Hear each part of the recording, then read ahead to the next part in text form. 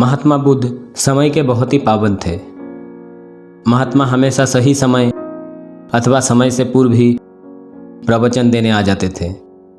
एक दिन आश्रम में उनके सारे शिष्य उनका प्रवचन सुनने का इंतजार कर रहे थे, लेकिन आज ऐसा पहली बार हुआ कि महात्मा अभी तक प्रवचन सभा में नहीं पहुंचे और उनके सारे शिष्य बेचैनी से उनका इंतजार कर रहे हैं। जरूर आज कोई बहुत ही महत्वपूर्ण कार्य आ गया होगा, नहीं तो महात्मा हम लोगों को कभी इंतजार नहीं करवाते।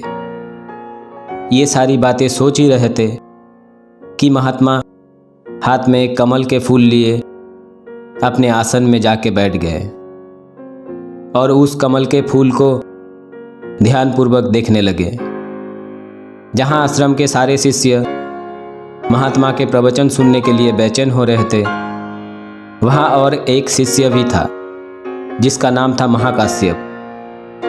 उसे बाकी सारे शिष्य पागल कहते थे, क्योंकि वो दिन भर एक पेड़ के नीचे बैठा रहता था, कभी महात्मा के प्रवचन नहीं सुनता और ये पेड़, पहाड़, नदी, यही सब बस ध्यान से देखता रहता था, किसी से बात भी नहीं करता था। जब भी भूख लगती थी, नज़दीक गांव में जाके भिक्षा मांग के उसी में पेट भर लेता था। सारे शिष्य यही सोचते थे कि महाकाश्यप मूर्ख है, पागल है, दिन भर पेड़, पत्ते यही सब देखता रहता है, इसीलिए कोई उसके साथ बात भी नहीं करता।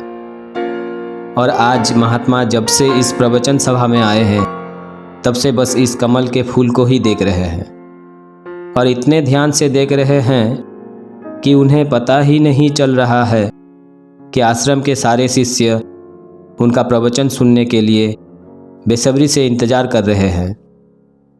महात्मा बस उस कमल को देखे ही जा रहे हैं। उसी समय पीछे से एक जोरों की हंसी सुनाई दी। ऐसा लग रहा है कि मानो पूरी ब्रह्मांड एक साथ हंस रहा हो। सारे शिष्य पीछे पलट के देखे तो आश्चर्य हो गए, क्योंकि आज से पहले कभी कोई उसे कुछ कहते हुए नहीं सुना था और आज पहली बार महाकाश्यप को हंसते हुए देख रहे हैं। महाकाश्यप महात्मा के तरफ देख के हंस रहा था और कुछ देर बाद चुप हो गया। महात्मा उस कमल से ध्यान हटा के महाकाश्यप के तरफ देखे और बोले, जितना मैं शब्दों के माध्यम से तुम लोगों को दे सकता हूँ, उतना मैं आज से पहले ही दे चुका हूँ, और जो मैं शब्दों के माध्यम से बयां नहीं कर सकता, वो ज्ञान महाकाश्यप ने मेरे से ले लिया है। सुना जाता है महाकाश्यप के द्वारा ही बुद्ध धर्म से जैन धर्म की शुरुआत हुई थी। जैन का मतलब है ध्यान। जैन धर्म में ध्यान करने का कोई नियम नहीं है। वे बस पूरे ध्यान से अपने विचार को निरीक्षण करते हैं, विचार के साथ छेड़खानी नहीं करते, बस यही देखते रहते हैं कि मन में क्या विचार चल रही है, और ये अभ्यास करते करते एक दिन विचार शून्य हो जाते हैं। और यही पल है ये जानने का कि मैं कौन हूँ।